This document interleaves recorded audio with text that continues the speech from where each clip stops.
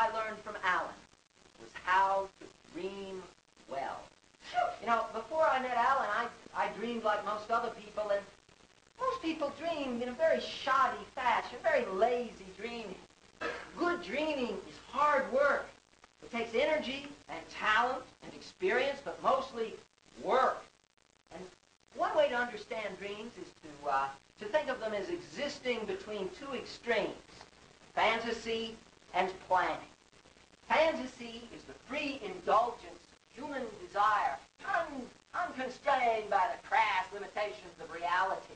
Whereas planning exists entirely in the world of reality. When we plan, we have a narrow objective that we've already boiled our desires down to a specific objective, and then we create a sequence of steps that will achieve that objective, and it all lives and breathes the air of reality in it.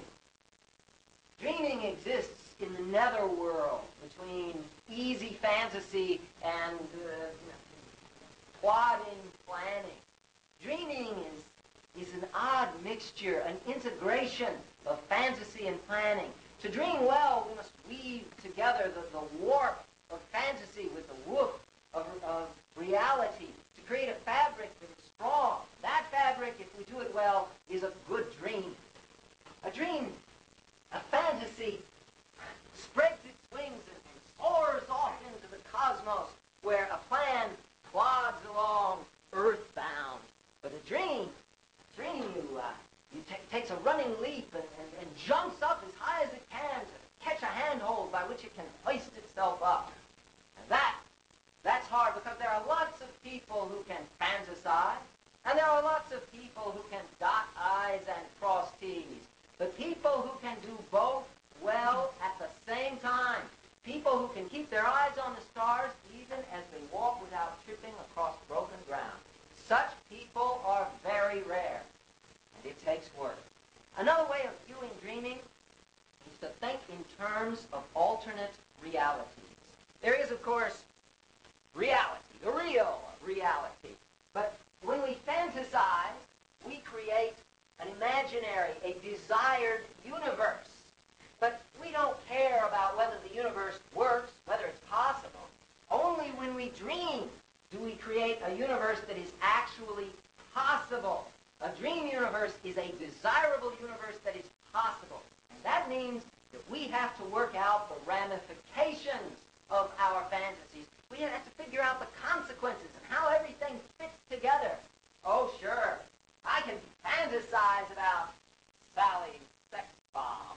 I can fantasize about what it would be like to go to bed with Sally's sex bomb. But if I'm going to dream about Sally's sex bomb, well then I'm going to have to think about where we're going to live and maybe whether we're going to have children and who's going to do the dishes.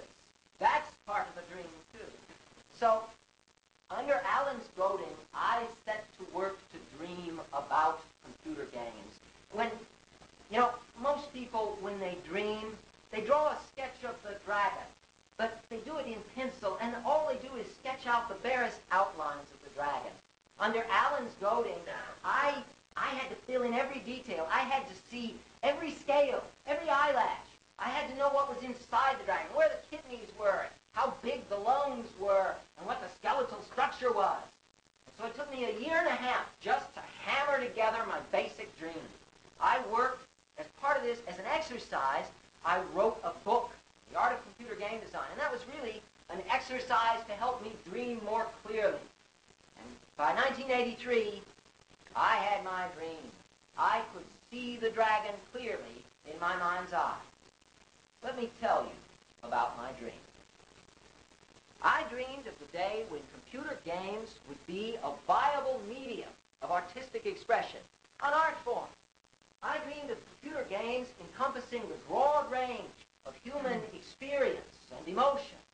Computer games about tragedy or self-sacrifice, games about duty and honor, patriotism, satirical games about politics, or games about human folly, games about man's relationship to God or to nature, games about the passionate love between a boy and a girl, or the serene and mature love between husband and wife of decades, games about family relationships or death, mortality, is no longer young. Games about a man facing truth at high noon on a dusty main street, or a boy and his dog, or a prostitute with a heart of gold. All of these things and more were part of this dream. But by themselves, they amounted to nothing, because all of these things have already been done by other art forms. There's no advantage, no purchase, nothing superior about this dream. It's just an old rehash. All we are doing with the computer, if all we do is just reinvent the wheel with poor grade materials, well, we don't have a dream worth pursuing. But there was a second part to this dream that catapulted it into the stratosphere. The second part is what made this dream important and worthy. That is interactivity. Let me explain to you why interactivity is so overwhelmingly important. Let me talk about the human brain. You know, our minds are not passive receptacles. They are active agents. It's not as if we have a button on the side of our head, and they come along and push the button, and the top of our head flips open, and then they take a pitcher full of knowledge and pour it into our skull. And then they close the top of our head and shake well and say, "Congratulations, you're educated now." It doesn't work that way. How does a little boy learn about butterflies? Does he read a big, thick book about butterflies? No. He catches one and tears its wings off. Ah, look! What's the green stuff coming out of his body? I wonder what it tastes like. That's how they learn. And this isn't some gross characteristic of little boys only. The only difference between us and them is we've learned to hide that. This is fundamental to our nature. It's wired into our brains. And if you really want to understand that concept, sometime you ought to watch a couple of kittens at play. Here are these two kittens here. What do? Well, one of them sees a little bug, and so he decides to follow that bug all through the house, okay? The second kitten, well, he sees the first kitten, and he gets an idea. What does he do? Well, he gets down low. He folds his ears down flat so it'll be harder to see. And then he creeps forward stealthily until he gets close enough, and then he gets ready, and then he pounces on the kitten, ha-ha! And he kicks, and he claws, and he bites. And the two kittens roll around on the floor, and we all laugh. We say, kittens are having fun. Kittens do nothing but play all day long. Kittens don't have a care in the world. And we would be wrong. Because, see, those kittens are not goofing off. They're engaged in some very serious business. To understand the nature of this business, you need merely ask yourself the question, what is the job description of an adult cat? Well, here's the adult cat standing in the house, just keeping an eye on things, when all of a sudden, he sees a mouse. What does he do? Well, he gets down low, and he folds his ears down flat so it'll be harder to see. And then he creeps forward stealthily until he gets close enough, and then he gets ready, and then he pounces on the mouse, ha-ha! And he kicks, and he claws, and he bites. And that's how adult cats earn their living. So you can see, except at my house. So you can see, these kittens are not wasting their time in idle entertainment. They're engaged in job training. This is serious business for them.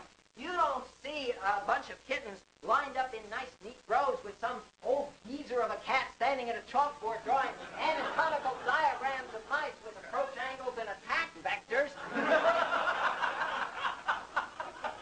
They don't do it that way.